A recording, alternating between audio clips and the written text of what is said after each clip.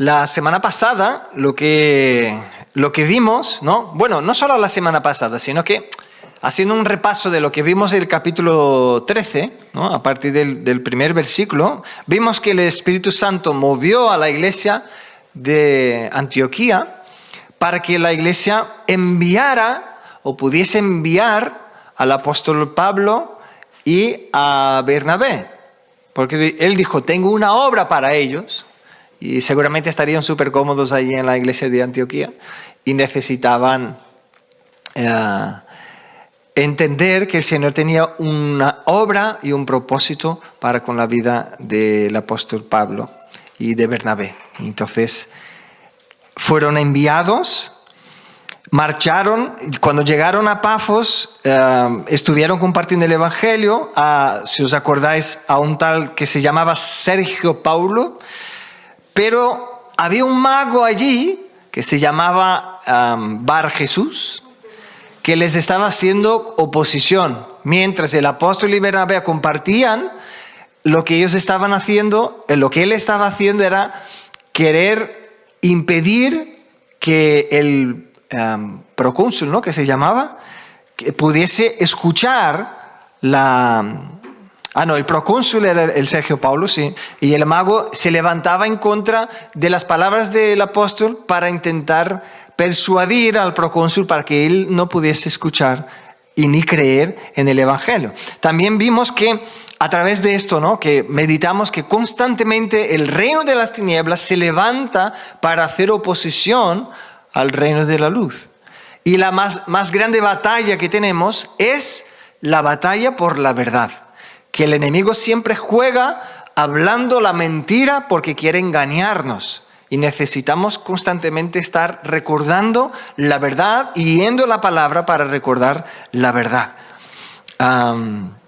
Porque conocemos la verdad y la verdad nos hace libres. Y la verdad la encontramos en Cristo Jesús, ¿no? También, ahora sí, la semana pasada lo que vimos es que cuando el apóstol Pablo y Bernabé llegaron a Antioquía, pero no la Antioquía que ellos fueron enviados, sino que una que se llamaba Pisidia, no sé si se llama Pisidia o Pisidia, yo creo que es Pisidia, ¿no? O Pisidia. Sí, es que como a veces, como no hay acento o en la tilde, me quedo un poco perdido. Pero puede ser que sea Pisidia, porque, bueno, no sé, ya me entendéis, ¿no? Era una otra Antioquía. Y dice que el día del reposo, es decir, el sábado, ellos fueron a la sinagoga para escuchar la lectura de la Torá, que era para nosotros hoy el Antiguo Testamento. Entonces estaban ahí escuchando y les dieron la oportunidad de hablar algo, de compartir algo que quisieran compartir con los que estaban allí. Un dato curioso, ¿no? Es que la sinagoga no era un lugar cerrado como el templo donde solo podían entrar el sumo sacerdote, donde la gente se quedaba fuera. No, la sinagoga era un lugar abierto donde sí había lugares más especiales, vamos a decir así, donde estaban los hombres, los sacerdotes, los que estudiaban, pero también había un lugar para personas que no eran tan representativas, para que pudiesen entrar y estar, incluso gentiles, no solo en este texto, ¿no? Sino que en varios textos de Hechos demuestra que había gente que no eran judíos, sino que tenían un temor de Dios, querían aprender la palabra de Dios y estaban ahí con ellos. Entonces veis que había una apertura para que pudiesen estar y escuchar, y también había un lugar donde las mujeres con los hijos pudiesen estar, ¿no? Entonces la sinagoga era un lugar más abierto, donde aquel que quisiese podía entrar. Claro que no era, no sé, ¿no? El borracho del pueblo que quiere, ¿no? Hacer tonterías y estar gritando. No era un lugar para estar jugando, sino que era un lugar serio para la gente que quisiese escuchar de Dios y aprender de la Torá, porque era la única manera donde las personas podían tener acceso a la palabra de Dios. Hoy nosotros lo tenemos muy fácil, ¿no? Con un móvil, una tablet, ¿no? Uno puede acceder a un montón de versiones distintas de la Biblia. Pero en aquel entonces, si uno quería escuchar qué fue lo que Dios dijo cada sábado, que ellos llamaban el Shabbat, tenía que estar ahí sentadito, porque iban a abrir los rollos donde estaban escritos los pergaminos de la palabra de Dios, y ellos leían y luego hablaban y comentaban sobre ello, ¿no? Entonces, es curioso, ¿no? Pensar que ellos no tenían el acceso que nosotros tenemos a la palabra. Por eso también les era muy difícil poder estudiar, conocer, profundizar.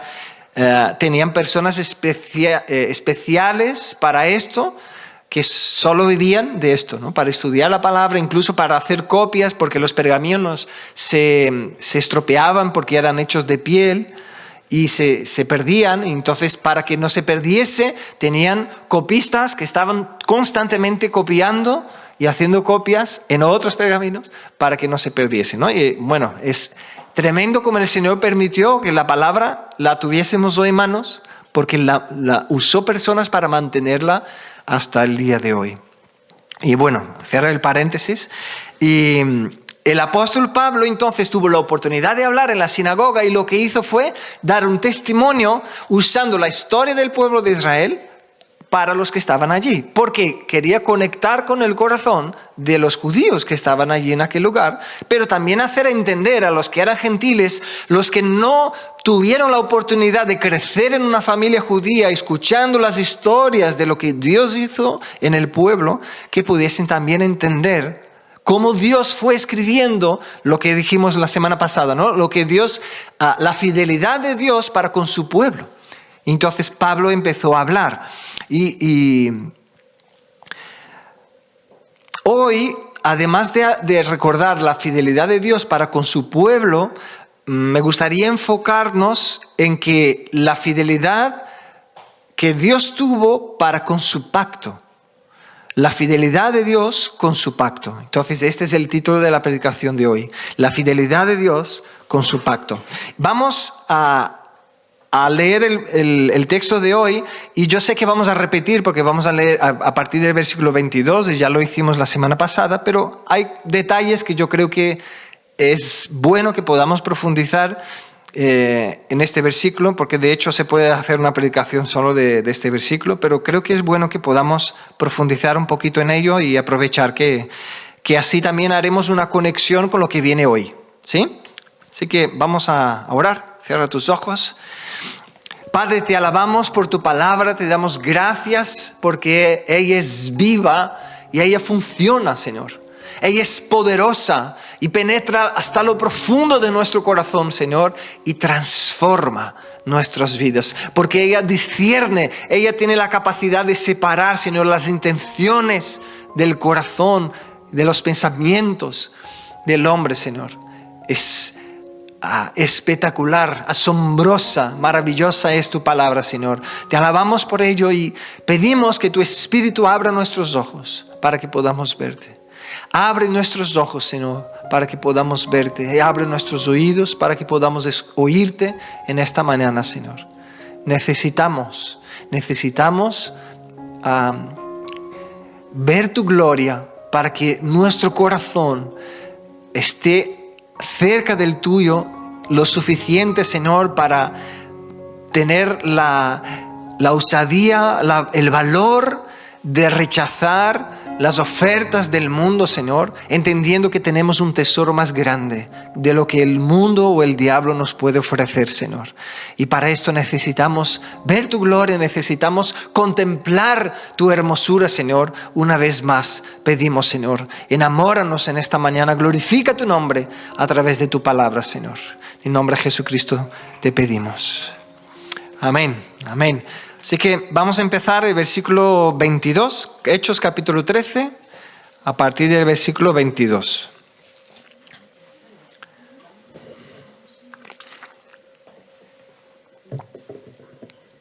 Dice la palabra, quitado este, ¿quién era este? Saúl, ¿no? Dice, les levantó por rey a David, de quien dio también testimonio diciendo, he hallado a David, hijo de Isaí, varón conforme a mi corazón, quien hará todo lo que yo quiero.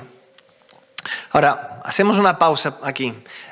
Quiero llamar la atención para que te fijes que el versículo dice, quitado este, y luego dice, levantó por rey a David. ¿Quién fue el que levantó? Dios.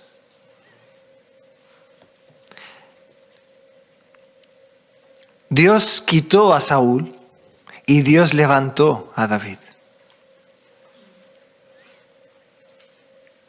Nosotros a veces nos olvidamos que Dios gobierna sobre las naciones. Incluso vemos en el Antiguo Testamento que el Señor permitió que se levantasen reyes que eran malos incluso para trabajar en el corazón de su pueblo porque su pueblo le había dado la espalda a él. Entonces Dios levantaba reyes o jueces o profetas buenos y el pueblo empezaba a apartar su corazón y su mirada del Señor. Entonces el Señor decía, bueno, estáis creyendo que estáis bien porque sí, os estáis olvidando que es por mi gracia y os estáis postrando delante de imágenes pensando que son estas piedras que os están bendiciendo.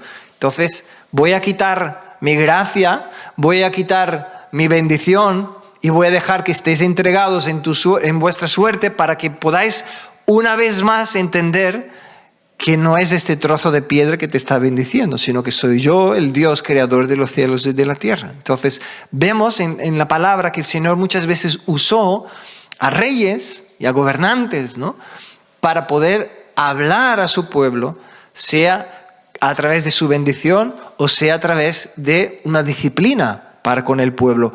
Todo esto, ¿por qué? Por amor, porque Dios no tenía por qué hacerlo. Podría dejarles entregados pensando, ¿no?, que los ídolos que ellos estaban haciendo es lo que le estaban contestando. Pero si estuviesen así, estarían atados a una mentira y no podrían disfrutar de la comunión con Dios. Y ahí vemos el amor de Dios. Entonces, lo impactante, ¿no?, que cuando yo estuve leyendo, medité en esto, es percibir esta grandeza del Dios que servimos, de que Él quita reyes y Él pone reyes. Él tiene el poder para hacerlo. Y Él hace de tal manera que su voluntad se cumplirá en la historia de la humanidad. Al final, todo será tal como Dios dijo que será, ¿no?, porque Él tiene poder para ello. Ahora, vivimos en una generación donde muchos predican que todos debemos buscar ser como David, ¿no? Como este versículo habló, que Dios halló a David, entonces dice, tienes que buscar ser como David. Y luego hablan sobre que Dios te va a llevar a vencer a los gigantes que otros no tienen fe de vencer. Entonces hace con que tú te mires a ti mismo, a tu corazón, y que empieces a buscar, Dios, ¿dónde están los gigantes que solo yo voy a vencer? Porque mis hermanos no tienen fe para vencerlo. Fijaros que son clases de predicación que acaban poniendo a uno como en evidencia y pensando, yo voy a estar por encima de todos los demás. Pero fijaros que esta no era la intención del corazón de David. En ningún momento él estuvo buscando hacer las cosas porque él quería destacar por sobre los demás. Incluso hay predicaciones que dicen que Dios quiere que tú seas el primero. Pero hermanos, vamos a suponer que un hermano aquí en la iglesia tiene una empresa donde todos estamos contratados en esta empresa, ¿vale? Todos. Entonces, luego viene un hermano, o vamos a decir yo, ¿no?, porque también me equivoco, ¿no?, y dice, todos vais a ser los primeros en vuestro trabajo. ¿Cómo funciona esto? Es imposible, ¿verdad? ¿Por qué? Porque no es bíblico. Lo que es bíblico podemos aplicar en nuestras vidas. Lo que no es bíblico no podemos aplicar. Entonces, ¿cuál es el problema, ¿no?, de estos mensajes? El problema es que son mensajes incompletos que dan la sensación o crean una imagen a nosotros de lo que es la vida cristiana que es falsa, porque es un mensaje incompleto. Y luego, ¿qué pasa? Nos frustramos y luego echamos la culpa a Dios. Bueno, Dios debe de amar más el otro y menos a mí. No, es que si Dios me amase, mira, porque es que es curioso, pero vamos haciendo esto, ¿no? Comparaciones como que, sí, porque el otro hermano tiene un coche más nuevo que el mío, porque si yo también soy hijo de Dios, porque el otro tiene una casa mejor que la mía, porque si yo también soy hijo de Dios, vamos comparando unos a otros. Porque este tiene este don, porque a mí me gustaría tener este don, pero Dios me ha dado el otro don, y quedamos comparándonos los unos con los otros. Nos frustramos porque son predicaciones incompletas, mensajes incompletos. Entonces, piensa conmigo, ¿no? ¿Crees que había alguien en el pueblo de Israel que temía a Dios aparte de David? En la época que David fue ungido rey, ¿creéis que había alguien más que tenía el temor del Señor en su corazón? Sí, ¿verdad? Ahora, ¿cómo es que no se habla de ellos? De su nombre, nombre por nombre de cada uno, los padres que tenían, la historia, cómo fue su infancia, cómo cuidaban de las cosas de sus padres. ¿Por qué no cuenta su historia? Porque no somos todos iguales en el sentido de que Dios tiene un plan y un propósito para cada uno de nosotros que es distinto. No todos del pueblo fueron levantados como rey, sino que Dios levantó a David. Y Dios no podía levantar todo el pueblo como rey, sino tenemos 300.000 reyes y ¿quién van a reinar sobre quién? ¿No? ¿Quién va a servir quién? Si todos son reyes. No tiene sentido, pero a veces escuchamos predicaciones, y digo escuchamos porque yo ya he escuchado muchas de esas predicaciones, no porque quería, sino porque tocó, ¿no? Estaba allí, que nos inducen a pensar que todos tenemos un lugar de gloria sobre todos los demás. Entonces nos pone a nosotros en el centro como si fuésemos piezas especiales y solo nosotros vamos a hacer la voluntad de Dios. Incluso crea competencia entre hermanos en la iglesia. Sin darnos cuenta, uno empieza a querer pisar por encima del otro, querer hacer un poco más porque a ver si el pastor me ve o a ver si Dios me ve y entonces me bendice más, porque mira, voy a ser un poco más santo que el otro. Igual que Ananías y Zafira que hemos leído, ¿no? Que leímos hace unos 4 domingos. Ellos vieron Bernabé vendiendo una heredad y compartiendo. Dijeron, hombre, mira qué bonito se ve. Vamos a hacer lo mismo. Vendieron, pero ¿qué dijeron? Hombre, es mucho dinero. Entonces, vamos a quedar con un poquito por aquí y vamos a decir que, bueno, este fue el dinero que hemos recibido. ¿Cuál fue el problema? Luce muy bonito, pero era una mentira. Ellos quisieron construir una imagen falsa para adorar a Dios con esta imagen falsa de sí mismos.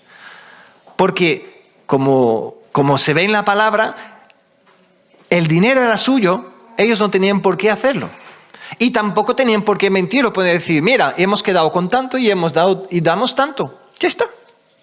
Pero no, eligieron crear una máscara y una imagen delante de los demás. Ahora, ¿dónde quiero llegar, no? Entonces, con esta reflexión, cada uno de nosotros tiene un lugar y el punto del Evangelio es que todos seamos como Cristo.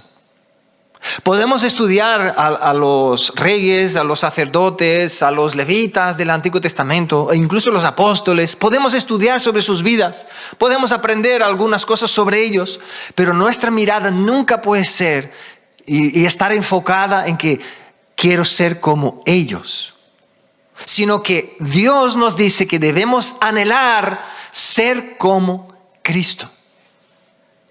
Porque siempre que ponemos nuestra mirada en un hombre para buscar ser como Él, estamos comparando nuestras vidas con la vida que Dios tenía para Él, con el propósito que Dios tenía para Él.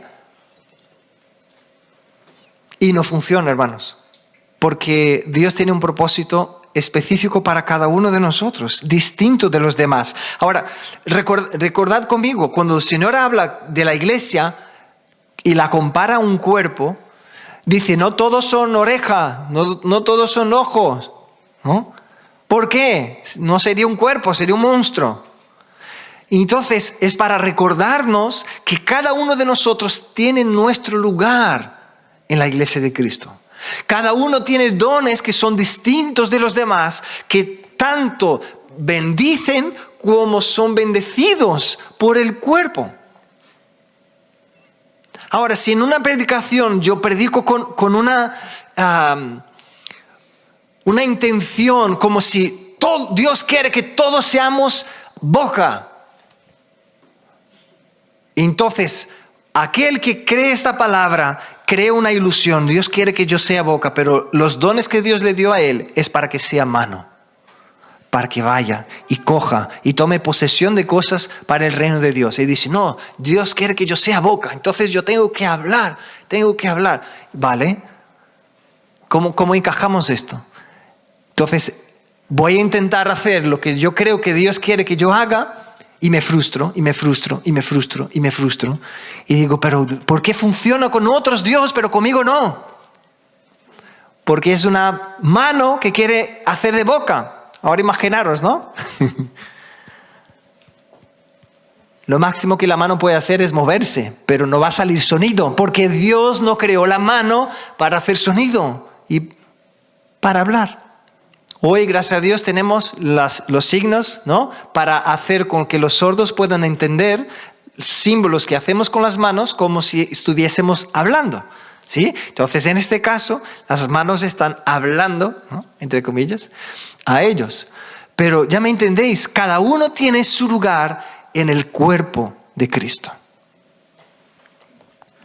Y enfocarnos en una persona, sea del Antiguo Testamento o del Nuevo Testamento, para decir, todos tenemos que buscar ser como él o como ella, es un peligro, porque bíblicamente Dios nos llama y nos está transformando para que seamos como Cristo. Y es la única manera donde nuestro corazón puede estar bien enfocado. Porque, ¿qué nos enseñó Cristo? Aquel que quiera ser el primero, que sirva a todos los demás. En Cristo es el único lugar que vamos a encontrar el verdadero mensaje de lo que Dios tiene para nosotros. Vamos a encontrar el verdadero propósito que Dios tiene para nosotros, pero sin dejar que nuestro corazón se pierda con orgullo, con altivez, con pensar que somos mejores, con intentar quitar el lugar del otro porque yo quiero estar allí. Porque si yo quiero quitar el lugar del otro para estar allí es porque yo no estoy seguro de que Dios tiene un lugar para mí. Y Cristo enseñó, fui enviado por el Padre con un propósito, es hacer la voluntad del Padre. Entonces aquel que sabe esto, en vez de intentar quitar el lugar del otro, va a decir, Señor, ¿dónde tú me quieres? Porque mi hermano ya está allí. Entonces, ¿cuál es el propósito para mí? ¿Qué es lo que tú tienes para mí? ¿Cuál es la función? ¿Cuál es mi función? ¿Cuáles son los dones que tú me diste? ¿En dónde quieres que yo sirva? Es una diferencia muy grande, porque no estamos nosotros intentando quitar gente del camino porque nos están impidiendo de hacer la voluntad de Dios, sino que estamos enfocados en Dios, entendiendo que Él es aquel que abre camino, es aquel que pone las circunstancias y que abre la oportunidad para que podamos vivir los propósitos que Él tiene para nosotros. Incluso es el Dios que provee todo lo que es necesario para que podamos cumplir sus propósitos en nuestras vidas. Amén.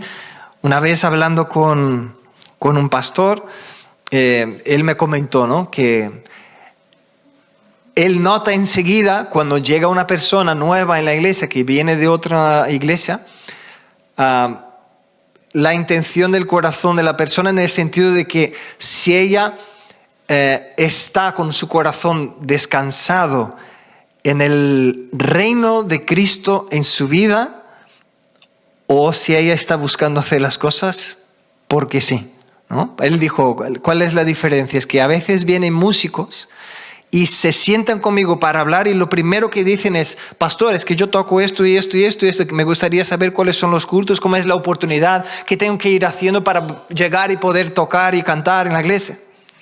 Y él dijo que ahora llegan otros que hablan, que comparten, que hablan de cuando entregaron su vida a Cristo, de lo que el Señor está haciendo en sus vidas, y están aquí, y a veces solo me entero que son músicos y que tocan y que tienen algo, después de 2 o 3 semanas, un mes que están viniendo a la iglesia, y digo, hombre, ¿por qué no has dicho nada? Dice, no, pastor, bueno, Dios ya va poniendo las cosas en su lugar, ¿no? Entonces él dijo, solo con esta pequeña actitud demuestran como una... ¿Cómo es la palabra? Demuestra un corazón que está confiando de que tiene su lugar en el cuerpo de Cristo. Y que en su tiempo el Señor pondrá y abrirá este lugar para que pueda estar sirviendo. No tiene que él ir abriendo el camino, ¿no? Como en una empresa. A ver, ¿cuánto se puede crecer aquí en esta empresa, ¿no? Entonces voy a ir haciendo para ir... Quiero llegar a ser el presidente, ¿no?, de la empresa, o por lo menos el vice, ¿no? El cuerpo de Cristo no funciona así, ¿no? Ahora, siguiendo con el versículo, es bonito que dice también, he hallado a David. No dice que David estaba allí en el campo y estaba diciendo, Dios, tú me has levantado como hijo en el pueblo de Israel y yo quiero llegar a ser rey porque ahora levantaron a este rey Saúl y yo quiero ser rey. No vemos en ningún lugar en la palabra esto. Incluso David, siendo usado por Dios para tocar y ahuyentar el espíritu maligno del rey Saúl, no dice que él estaba reclamando, ¿no? Una palabra que es muy usada en muchas iglesias hoy en día. Reclamo esto, reclamo que Dios me va a levantar. Son palabras que confunden porque no son bíblicas. Y aquí la palabra dice que Dios estuvo mirando y encontró a David. Ahora, ¿qué estaba haciendo David entonces si no estaba clamando para que fuese levantado rey? Estaba sirviendo a su padre en las cosas del hogar. Su padre tenía ovejas, él las estaba cuidando porque estaba obedeciendo a su padre. Cuida las ovejas. Vale, papá, ahí estoy. Lleva pan para tus hermanos. Vale, papá, ahí lo llevo. Y como su papá le dijo para llevar pan y alimento para sus hermanos que estaban en la guerra, los llevó. Pero estando allí fue cuando encontró con el gigante y dijo, ¿y este quién piensa que es para hablar así contra el ejército del Dios vivo? ¿Veis la diferencia? Él no estaba buscando la pelea. ¿Dónde está el gigante que Dios, yo soy del Hijo de Dios y Dios me va a levantar para... No, él estaba buscando hacer lo que le era propuesto hacer, su responsabilidad. Y fue Dios el que lo encontró. El reino de Dios no se trata entonces de ir subiendo escalones para estar entre los mejores. El reino de Dios no se trata de competir entre nosotros para ver quién es el más. El reino de Dios se trata de tener un corazón como el de Cristo.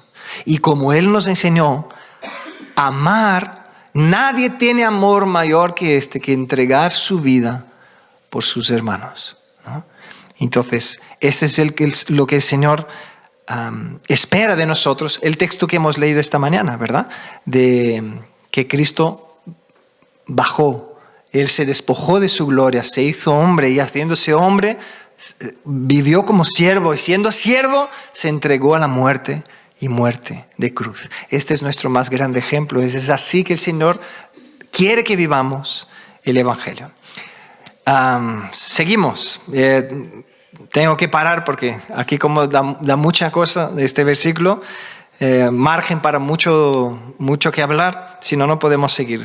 Versículo 23 dice lo siguiente: de la descendencia de es decir, de David, y conforme a la promesa, Dios levantó a Jesús por Salvador a Israel. Ahora, fijaros qué interesante. El apóstol Pablo estaba hablando de la historia, habló, ¿no?, de la historia del pueblo de Israel, pero aquí hizo un salto. De David saltó directamente a Cristo. ¿Por qué? Porque aquí está el versículo central de este texto. Todo lo demás gira alrededor de esto. Y aquí dice que de la descendencia de David, conforme a la promesa. ¿Qué promesa es esta? ¿Qué promesa es esta? Vamos solo a leer una. 2 de Samuel 7, versículos 12 y 13. Dice lo siguiente. Y cuando tus días sean cumplidos y duermas con tus padres, yo levantaré después de ti a uno de tu linaje, el cual procederá de tus entrañas, y afirmaré su reino. Él edificará casa a mi nombre, y yo afirmaré para siempre el trono de su reino. Esta es una de las promesas que estaban allí, que el Señor de David, de la descendencia de David, traería el Salvador de Israel. Y sobre esto quería hablar ahora. Dios levantó a Jesús por Salvador a Israel. ¿Y por qué Él no dijo, levantaré un rey? Podría haber dicho, ¿no? Y en otros pasajes dice que Cristo es el Rey de Reyes. Pero la cuestión es que si hablase simplemente que levantaría un rey, estaría casi como que poniendo Cristo en el mismo nivel de los otros reyes que podía tener en el pueblo. Y no, Cristo no es como los otros reyes. Él es Rey de Reyes. Él está por encima. Ahora, no solo por esto, también, sino porque Israel necesitaba mucho más que un gobernador, mucho más que alguien que fuese un valiente guerrero para pelear batallas del pueblo. Israel necesitaba un Salvador. Y es igual que cada uno de nosotros hoy en día. Necesitamos un Salvador. Porque la verdadera necesidad, tanto del pueblo de Israel como nosotros, no es tener el mejor gobernador del mundo, no es tener el mejor presidente del mundo, sino que es tener un Salvador. Todos nosotros necesitamos a un Salvador que nos salve de nuestros pecados. Y incluso dice, este Cristo les salvaría no de adversarios de este mundo, no de otros ejércitos de este mundo, sino que les salvaría del pecado y les daría vida eterna, ¿no? Entonces vamos al versículo 24.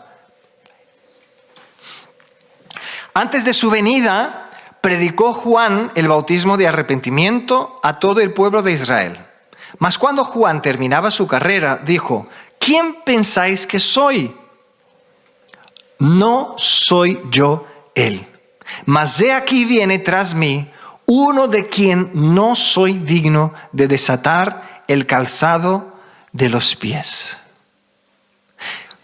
Hermanos, para mí es muy impactante que diga que Juan, cuando terminaba su carrera, ya estaba él ya había sido levantado por Dios, la gente iba detrás de él en el desierto para ser bautizada, él tenía discípulos, gente que le seguía. Entonces, él podía decir, como muchos lo hacemos hoy, ¿no? Decir, mira, yo soy este que hice esto, que hice el otro. Mira, yo soy el que se está bautizando para el arrepentimiento. Yo soy la voz que clama en el desierto. Yo soy aquel que... Y alabarse así, levantarse y exaltarse así por las cosas que estaba haciendo. Pero Juan quiso dejar muy claro diciendo, yo no soy él. Por más cosas que yo pueda estar haciendo, no soy él. Incluso no es que no solo no soy él, sino viene uno después de mí que yo no soy digno de desatarle o de desatar el calzado de los pies. Ahora, esta expresión para los judíos era muy clara para ellos en el sentido de que solo un esclavo era el que desataba los calzados de los pies de la gente, porque olía muy mal. Entonces no era ni un trabajo para un discípulo. Si un hombre tenía discípulos y seguidores, sus seguidores no le desataban las sandalias, sino que eran esclavos que hacían este trabajo. Les lavaban los pies, ¿no? Y aquí Juan el Bautista dice, yo no soy digno ni de ser su esclavo. ¡Qué tremendo! Vamos a leer Lucas 17:10. Fijaros, ¿qué es lo que el Señor nos quiere hablar? Dice, así también vosotros, cuando hayáis hecho todo lo que os ha sido ordenado, decid, siervos inútiles somos, pues lo que debíamos hacer, hicimos. Juan tenía conciencia de esta incapacidad del ser humano de ser perfecto. Juan tenía conciencia de que no éramos dignos a causa de nuestros pecados, ni de ser llamados esclavos de Dios. Porque Dios no tiene parte con el pecado. Dios tiene a los que le sirven y son ángeles. Todos están en la luz. Dios no está siendo servido en su trono por demonios. Entonces, nosotros como pecadores no somos dignos ni de ser sus esclavos. Ahora, aquí está la maravilla del Evangelio, porque nosotros que éramos contados como enemigos de Dios, y antes de concluir la frase, no es que Dios quiere que nosotros nos sintamos como ratas, ¿no? Como cucarachas, diciendo, ay, qué miserable que soy. No, Dios, aléjate de mí porque yo no soy digno. No es esta la sensación o el pensamiento que Dios quiere que tengamos, sino Dios quiere que le miremos a Él y digamos, cuán maravilloso eres, Señor. Cuán maravilloso es tu amor, cuán maravillosas son tus misericordias, porque llegaste a mí, una persona que no era ni digna de ser su esclavo, y me hiciste a mí tu hijo.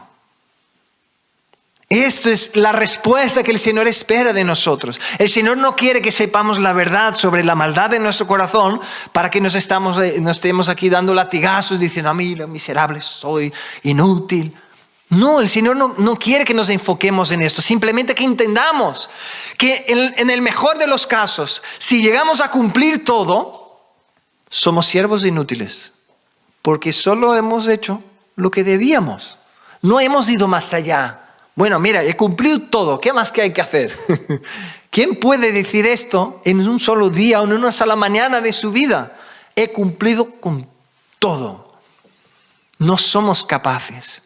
Y aún así, el Señor nos miró con amor, con misericordia, y dice la palabra que en esto el Señor demuestra su amor para con nosotros, en que aún siendo pecadores, Cristo murió por nosotros.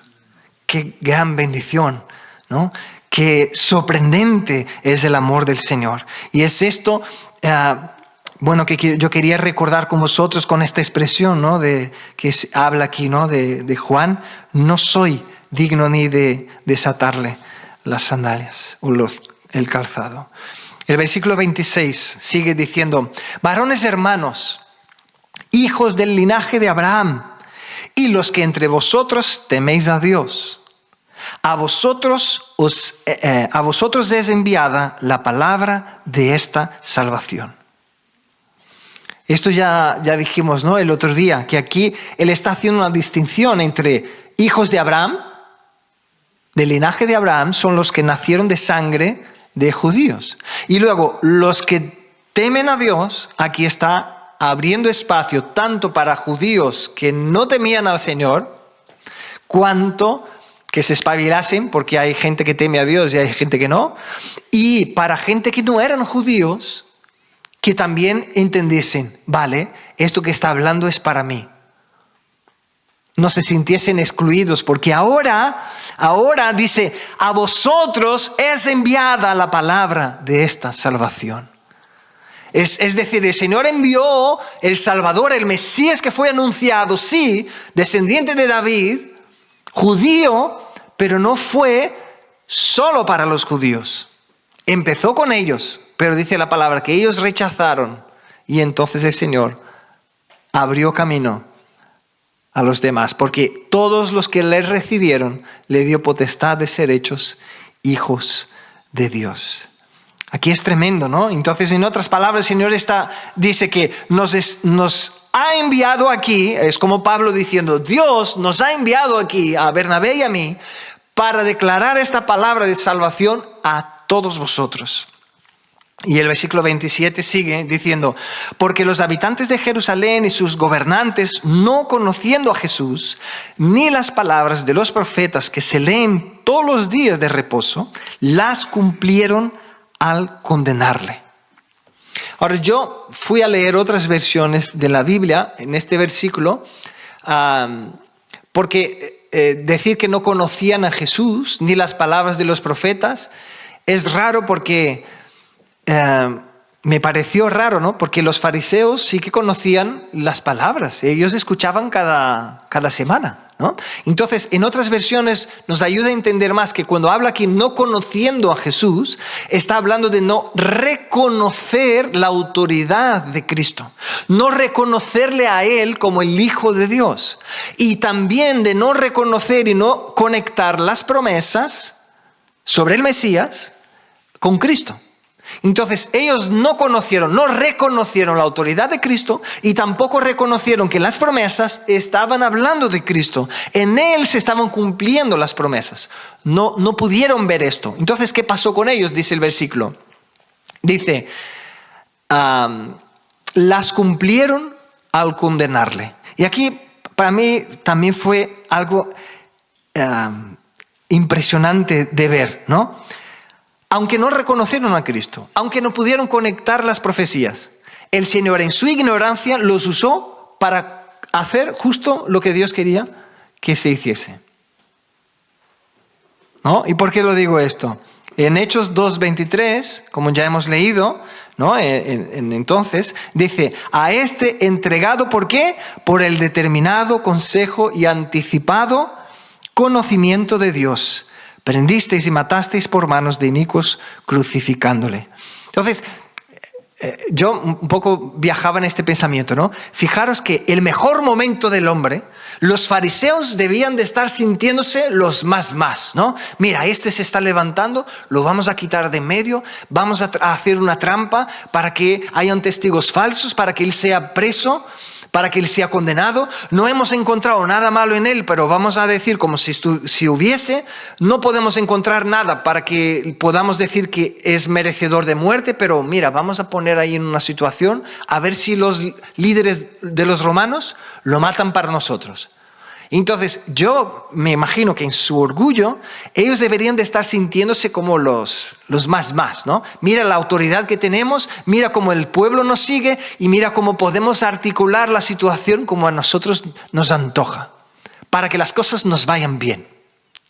Y en su pensamiento ellos estaban en la cumbre y no se daban cuenta que estaban cumpliendo justo lo que Dios había propuesto, que era que Cristo fuese entregado para morir en nuestro lugar. Qué tremendo, ¿no? Como esto solo me hace quedar maravillado de ver cómo Dios es soberano sobre las situaciones que suceden en nuestras vidas. Y cuánto a veces nos olvidamos que Él es soberano y nos agobiamos, quedamos estresados, ¿no? Ansiosos con el futuro, con las cosas. Pero Él sigue ahí, sigue obrando, ¿no? Como uno de los versículos que fue leído en esta mañana, ¿no? Y la base, ¿no? del estudio de esta mañana. Todas las cosas ayudan a bien de aquellos que aman a Dios, porque Él es soberano. El versículo 28, seguimos, y dice, y sin hallar en Él causa digna de muerte, ¿no? Sin hallar en Cristo causa digna de muerte, pidieron a Pilato que se le matase. Aquí quería volver a dar énfasis en esto, sin hallar causa digna de muerte. Aquí, hermanos, hace toda la diferencia, porque si Cristo hubiese pecado, su muerte no tuviese valor delante de Dios para ser el Cordero de Dios que quita el pecado del mundo. Pero como Él no pecó, como Él nunca pecó, entonces Él pudo ser el sacrificio perfecto. Este Cordero de Dios, puro, sin mancha, sin defecto, sin pecado. para poder entregarse en nuestro lugar, para poder tomar sobre sí nuestra culpa y darnos a nosotros el perdón. Esto es tremendo, ¿no? Entonces, son pocas palabras, pero aquí tiene mucho, ¿no? Sin hallar en él causa digna de muerte, pidieron que otro se hiciese cargo, ¿no? Luego el 29 dice, y habiendo cumplido todas las cosas que de él estaban escritas, quitándolo del madero, lo pusieron en el sepulcro. Mas Dios le levantó de los muertos. Lo primero que dice este versículo es, todas las profecías se cumplieron. ¿Qué todas son estas? Todas las profecías mesiánicas, todas las profecías que apuntaban a Cristo, a que vendría el Mesías. Y para que tengas una idea, dicen que con las conexiones que hay más de 300 profecías mesiánicas en el Antiguo Testamento. Y todas, y cada una de ellas se cumplió en Cristo. Cada una se cumplió en Cristo. Ahora, lo que también me llama la atención aquí es que dice, lo mataron, pero Dios lo levantó. Lo mataron. El hombre hizo lo que quiso, pero luego el propósito de Dios es el que se cumplió. La palabra dice, podéis hacer planes, pero la respuesta viene de la boca del Señor. Entonces, aunque el hombre intente, aunque el hombre busque, aunque el hombre se esfuerce, siempre se chocará con este muro gigante que es Dios haciendo su voluntad y escribiendo su historia en la humanidad. De ahí el hombre no puede pasar. Y la otra cosa que también me hizo un poco de gracia, ¿no? De decir, mira, nosotros podemos hasta llegar a quitar la vida de una persona, pero solo Dios tiene poder de dar vida. Entonces el ser humano puede sentirse muy superior a otro, incluso llegando a quitarle la vida. Pero solo Dios tiene poder de dar vida. Incluso solo Dios tiene poder de hacer con que huesos secos recobren vida y se levanten como un ejército, como dice en Ezequiel. Qué tremendo, ¿no? Así de grande es nuestro Dios. Ahora, ¿por qué te digo esto? Porque yo no sé la situación que cada uno de vosotros está viviendo en profundidad. No sé las luchas profundas que cada uno está viviendo. Pero esto es cierto. Dios tiene poder para dar vida en tu corazón. Sea para transformar la situación que estás luchando o para transformar tu corazón para que esté en Él firme. Y que esta situación no te hunda como hundiría a cualquier otra persona, sino que Él te tendrá sostenido de sus manos. Así de grande es nuestro Dios. Amén. Muy bien, seguimos. El versículo 31 dice, y Él se apareció durante muchos días a los que habían subido juntamente con Él de Galicia a Jerusalén, los cuales ahora son sus testigos ante el pueblo. Y nosotros también os anunciamos el evangelio de aquella promesa hecha a nuestros padres. Quería fijarme con vosotros en esta expresión, ¿no? Os anunciamos el evangelio de aquella promesa. Vamos a recordar solo 2 de las promesas, porque, como os dije, hay más de 300. Primera promesa, Génesis 3, capítulo 3, versículo 15. Cuando el hombre y la mujer pecaron, el Señor dio maldición y dio palabra para con ellos. Pero aquí Él hizo un pacto y dijo, y pondré enemistad, hablando a la serpiente, pondré enemistad entre ti, bueno, al enemigo, ¿no?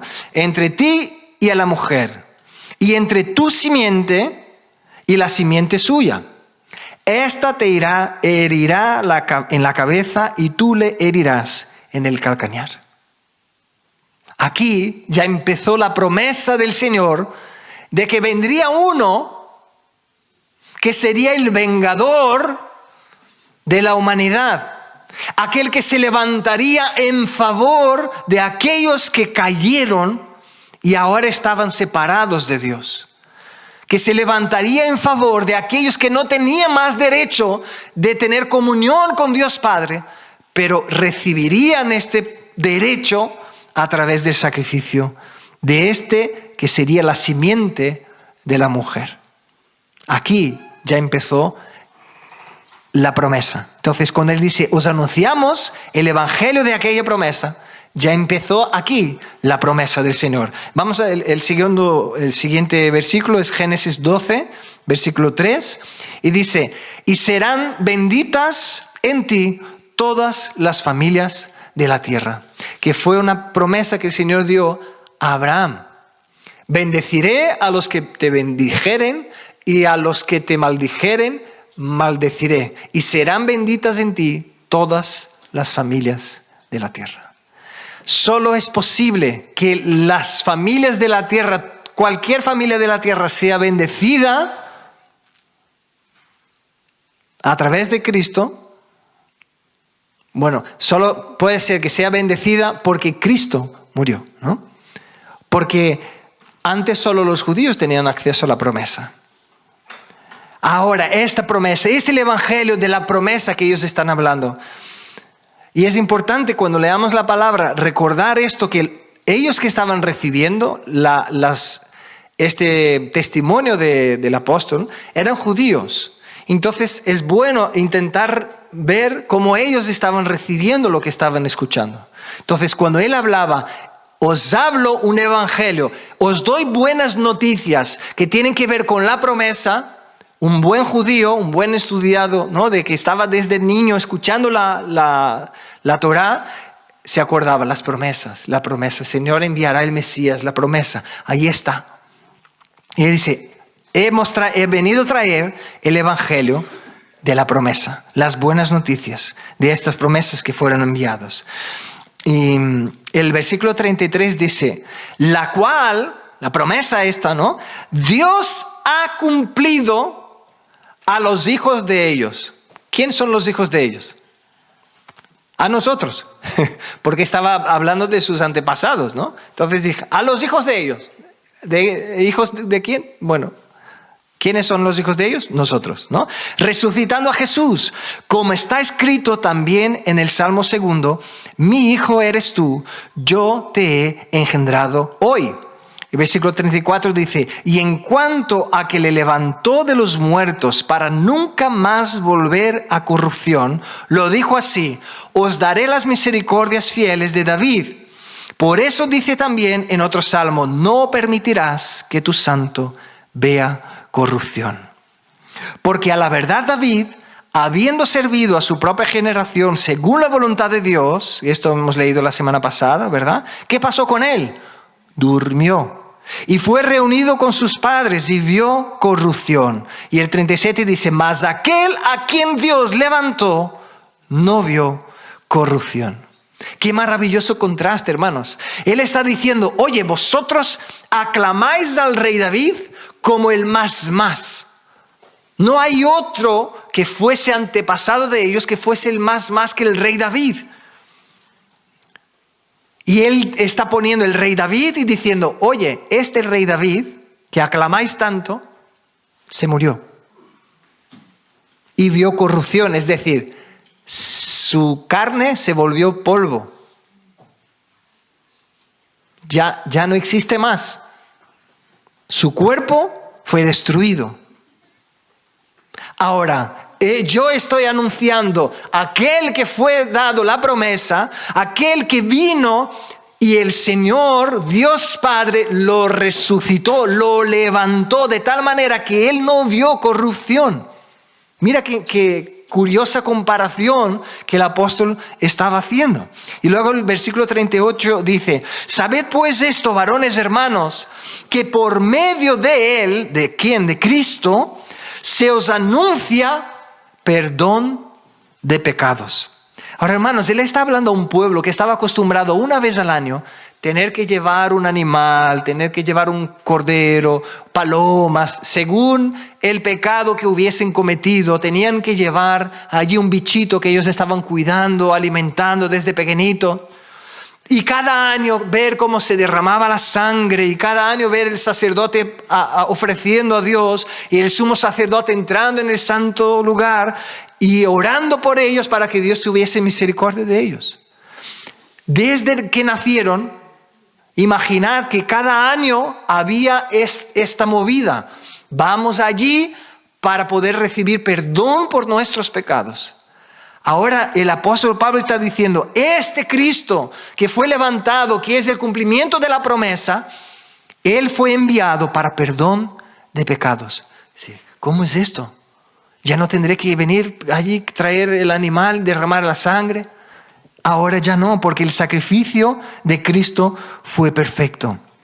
Tú y yo entonces ahora somos declarados justos delante de Dios, porque la injusticia que estaba sobre nosotros, que es nuestro pecado, Cristo la llevó sobre Él. Él dijo, yo tomo vuestro pecado, vuestra condenación, vuestra culpa, la tomo. Y ahora yo te declaro a ti, tú eres justo. Qué tremendo, ¿no? Por eso yo creo que es Romanos 8 que dice, pues ahora sabemos que ninguna condenación hay para los que están en Cristo Jesús. Esto es tremendo, la obra que Cristo hizo. Entonces Él está declarando, vosotros en Cristo seréis declarados perdonados. ¿Sabe qué significaba esto para un judío, hermanos? Ya se acabó el pensar que Dios va a estar mal conmigo, que yo no podré estar con Dios, que yo estoy alejado de Dios, que solo los sacerdotes, solo los que son ungidos tendrán acceso a Dios, sino que si yo estoy perdonado por Dios, ahora tengo acceso a su presencia, ahora puedo hablar y Dios me escucha, ahora yo puedo escuchar a Dios. Esto era una explosión de información en sus corazones. Él pagó el precio de nuestros pecados para que pudiésemos recibir perdón. Entonces, nosotros no somos dignos ni de ser sus esclavos, pero Él nos amó y nos hizo sus hijos a través de Cristo Jesús. Aleluya. Qué tremendo, ¿verdad? El versículo 39 dice, y que todo aquello de que por la ley de Moisés no pudisteis ser justificados, en Él es justificado todo aquel que cree. Ahora fijaros bien, dice, la ley no pudo justificar a ninguno de vosotros. Aunque vosotros estaban matando animales y haciendo cosas, ¿no? Y guardando el sábado, esto no trajo justificación. No pudisteis estar justificados delante de Dios. Ahora, ¿por qué la ley no podía justificar? Si la ley es santa y es justa, dice la palabra. Es porque la ley fue levantada por Dios para hacernos ver el pecado que hay en nosotros. Entonces lo único que la ley puede hacer es decir, no cumpliste, no cumpliste, no cumpliste, no llegaste, no das la talla. Es lo único que la ley hace. Dios es santo y tú no. Es lo que la ley hace, estampa en nuestra cara nuestra condición. Entonces, ¿cómo puede justificar una ley así? Porque la ley ponía a todos por igual diciendo, no llegáis, no sois suficientes. Todos habéis fallado. Ahora, Él dice, esto que la ley no pudo justificar, ahora en Él, en Cristo, es justificado todo aquel que cree. Aleluya. Entonces, en otras palabras, la ley de Dios nos dice que cada uno de nosotros no da la talla. No es capaz de cumplir, es decir, eres culpable. Eso es lo que la ley pone. Ahora, en Cristo, Él recibió nuestra culpa. Entonces, todo aquel que cree en Él ya tiene el sello de justificado. Eres justo. Eres justo, no por lo que hiciste, ni por lo que harás, sino por lo que Cristo hizo en la cruz. Eres justo delante del Señor. Qué tremendo, ¿no? Saber que Él nos considera así. Y hay una comparación también que podemos hacer aquí, ¿no? Que es cierto que todos fuimos afectados porque Adán pecó. Y uno dice, ostras, sí, porque Adán lo hizo, ¿no? Porque ahora yo sufro las consecuencias de que él pecó y esto no es justo, ¿no? Pero de la misma manera, o podemos hacer una comparación de que ahora no solo el pueblo judío puede disfrutar de tener un pacto con Dios y tener la relación con Dios y disfrutar los beneficios de las bendiciones de Dios, sino que dice que todo aquel que cree en Jesucristo. ¿Veis? Todos fuimos afectados por el pecado, pero todo aquel que cree en Cristo Jesús también recibe la gracia de ahora ser salvo. La gracia de ahora ser tenido como hijo, ser recibido como hijo y disfrutar de la benevolencia de nuestro Dios Padre. Qué tremendo, ¿verdad? Y con esto concluyo. Ya no nos da tiempo seguir más con el texto y paramos por aquí, pero esto sí podemos decir que el versículo 40 y 41 dice, mirad pues, que no venga sobre vosotros lo que está dicho en los profetas. ¿Y qué era lo que estaba dicho? 41 dice, mirad, oh menospreciadores, y asombraos, y desapareced, porque yo hago una obra en vuestros días, obra que no creeréis si alguien os la contare.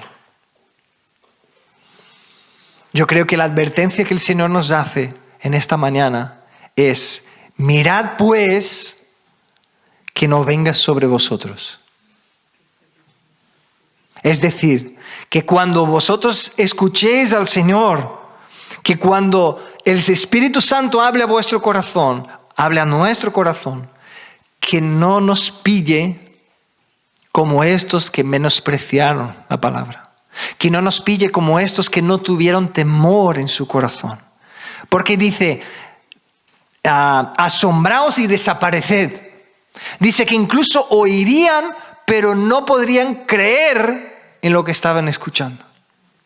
Esa es la peor condición que un ser humano puede estar, alejado de la presencia de Dios y con un corazón totalmente endurecido. Y él dice, mirad pues que no venga sobre vosotros esto lo que está dicho por los profetas. Y con esto termino. Hebreos 3:15 dice, entre tanto que se dice, si oyereis hoy su voz, no endurezcáis vuestros corazones como en la provocación. Si oyereis hoy su voz, no endurezcáis vuestros corazones como en la provocación. Vamos a estar de pie, vamos a orar.